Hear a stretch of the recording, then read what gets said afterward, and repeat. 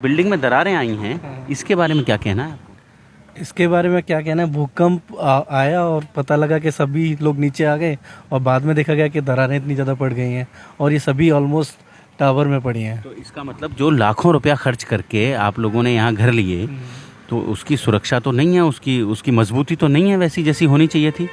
कह सकते हैं, बिल्कुल कह सकते हैं। तो आपने कहा नहीं, प्रबंधन जिन लोगों ने बनाया, अभी लोग कर रहे हैं, इस पर इन्वेस्टिगेशन हो रही है पूरी, हम लोग सब लोग देख रहे हैं। क्या शुभ नाम आपका? शिव शिव जी। नमस्कार फरीदाबाद, मैं सौरभ भारद्वाज और हम लोग पहुंचे हैं फिलहाल बीपीटीपी एलीट प्रीमियम। खबर यह है कि भूकंप आया और भूकंप आने के बाद इमारतों में दरारें आ गई और उसी की पड़ताल के लिए हम लोग यहाँ पहुँचे हैं। हालांकि सुरक्षा कड़ी है और मीडिया को भीतर नहीं घुसने दिया जा रहा है, लेकिन जो अंदर के निवासी हैं वो बाहर हैं। और हमारे साथ, क्या नाम आपका? अमित जी हमारे साथ हैं। अमित जी से बात करेंगे, जानने की कोशिश करेंगे। अमित जी, भूकंप के बाद दरारें आ गई हैं।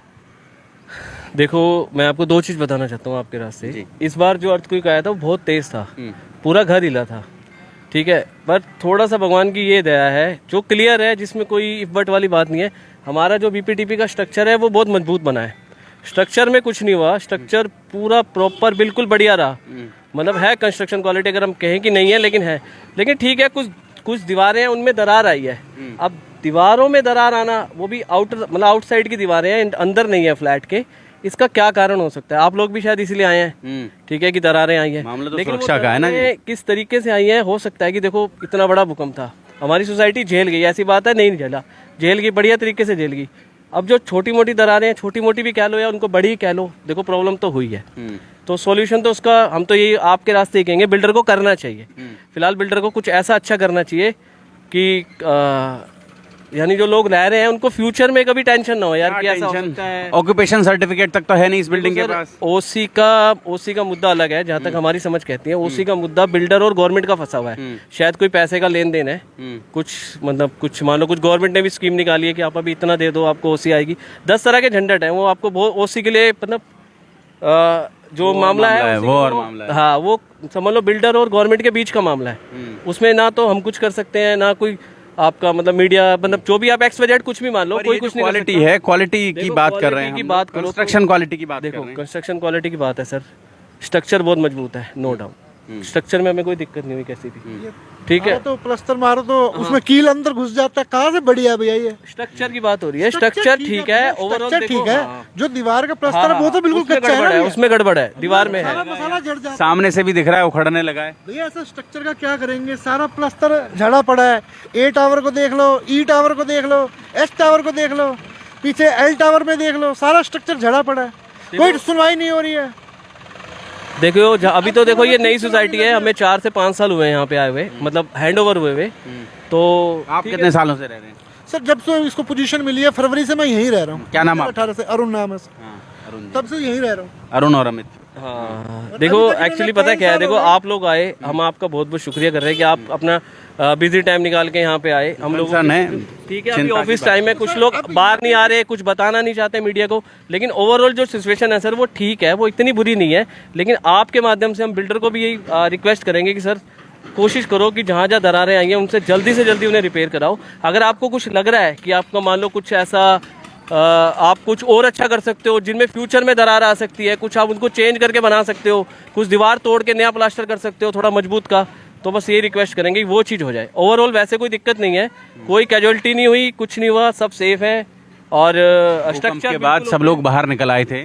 सर देखो बाहर आना तो बनता है, अगर कोई कार है तो ये तो हम आपकी समझदारी भी कहती है कि वो एक बार रिपीट होता है, अगर वो रिपीट आए तो ज़्यादा खतरनाक होता है। तो वो रिपीट नहीं आया, वो हमारे लिए अच्छा था, ठीक है। तो फिलहाल अब यही है कि सर जो आज वो तो आगे बाहर ही नहीं आ रहे हैं सर, उनको बाहर आना चाहिए। तिवारी जी हैं, वो बाहर ही नहीं आ रहे हैं, तो वो तो अपना फोन ही बंद करके बैठे हैं। आप ही बता रहे हैं, फोन ही बंद करके बैठे। फोन बंद कर दिया आपने। देखिए एक चीज़ मैं आपको आपके ना एक चीज़ और बताना चाहता हूँ कि जो अंदर RW है, आज हमने न्यूज़पेपर की कुछ कटिंग्स हैं, इन्होंने न्यूज़पेपर में तो दिया है कि ऐसे ऐसे प्रॉब्लम हो गई है, ठीक है। अब बिल्डर का क्या पक्ष आया या नहीं आया वो तो सर बाद में पता चलेगा जब रिपेयरिंग स्टार्ट होगी। बेसिकली अब जो गेम है वो सारी रिपेयरिंग की चौड़ी दीवार की दरार कितनी चौड़ी है? सर कुछ फ्लैट्स में ज़्यादा है, मतलब आउटर कुछ कम है। कितनी चौड़ी? 1 फीट टावर में आई है, कुछ टावर में नहीं। 1 फीट की? अब इतना आइडिया नहीं है। फीट की तो काफ़ी हो जाती है सर, अपना 3 इंची 4 इंची का गैप आया है। 4 इंच का गैप भी बड़ा गैप। लेकिन हाँ, कुछ टावर में आया है, कुछ टावर में नहीं आया।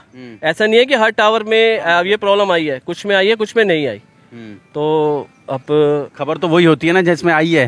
हाँ सर, नहीं आई होती तो फिर हम यहाँ खड़े ही नहीं होते। सुनो, जो प्रॉब्लम है, राइट और रॉन्ग, यू आर राइट, जो प्रॉब्लम है वो प्रॉब्लम है।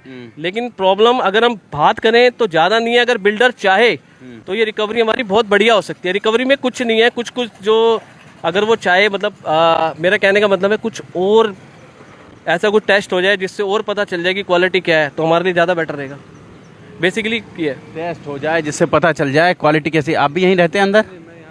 बाहर से आए हैं? मैं बाहर से आया हूं, लेकिन आपको देख के आया हूँ मैं। अरे सर, मेरे को इस टावर में इस ये जो BPTP एलीट प्रीमियम है, इसमें भूकंप के बाद जो बिल्डिंग थी, इमारत हैं, उनमें दरारें आ गई।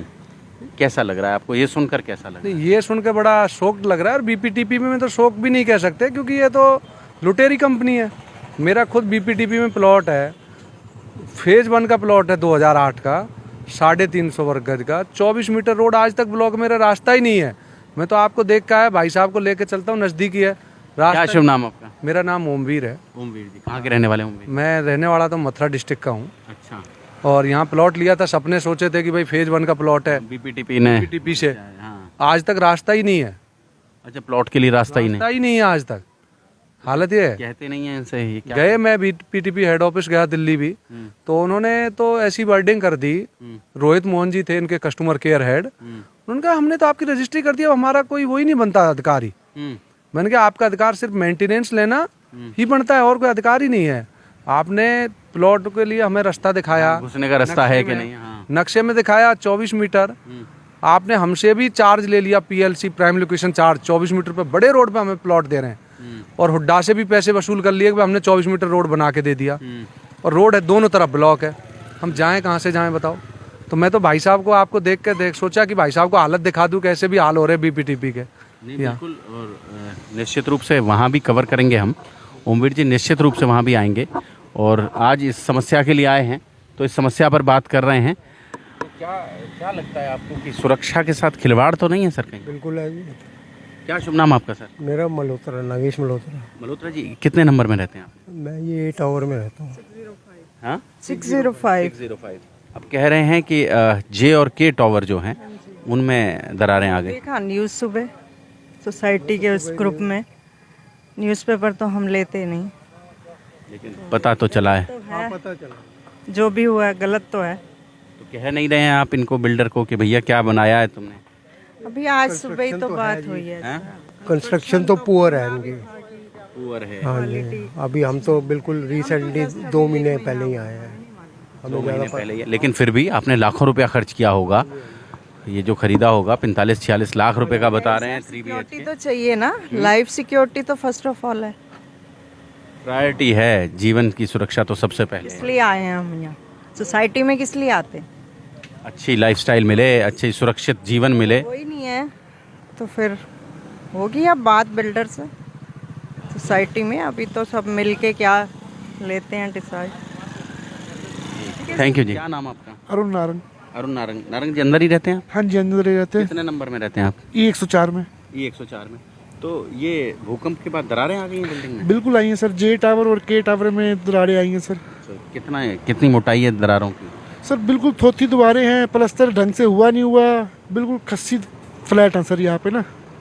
और कोई अपना कील लगाने लगो तो कील ऐसे आर पार हो जाता है दीवारों के बाहर।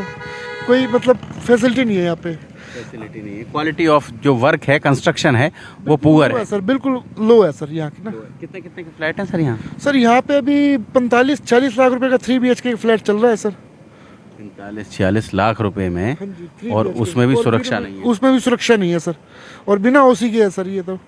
बिना OC, ऑक्यूपेशन सर्टिफिकेट अभी मिला नहीं है बिल्डिंग। सर्टिफिकेट भी नहीं आया इसको, 4 साल से लगे हुए हैं, सर्टिफिकेट नहीं आया।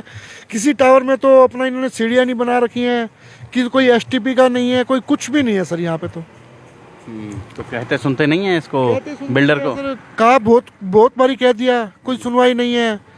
अपना स्विमिंग पूल चालू नहीं है, 4 साल हो गए। कोई जिम चालू नहीं है, कोई क्लब हाउस अभी बना है, 6 महीने पहले ही क्लब हाउस भी इन्होंने बनाया, क्या कह के बनाया है। तो किसी चीज़ की फैसिलिटी है।